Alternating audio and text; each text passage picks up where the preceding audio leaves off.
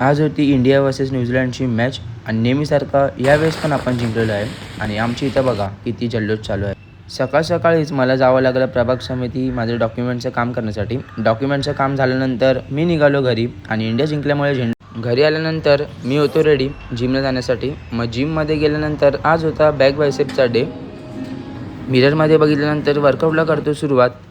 तर मित्रांनो, तुम्हाला चांगला व्ह्यू नसेल मिळत तर सॉरी, कारण आज मी विसरलेलो ट्रायपॉड आणायचं, म्हणून मी कुठल्या मशीनवरती मोबाईल ठेवून केलं शूट. आणि हे वालं शूट तर बघा कुठं ठेवून केलं आहे ते.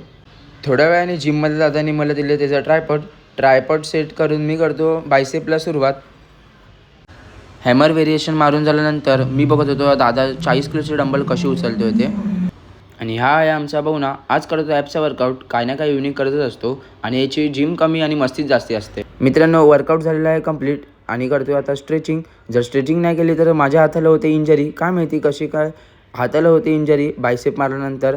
तर चला मित्रांनो, आजचा मिनी ब्लॉग आवडला तर लाईक, शेअर, कमेंट, सबस्क्राईब करा आणि कमेंटमध्ये सांगा कोणाकोणाला अशी इंजरी होते ते. बाय.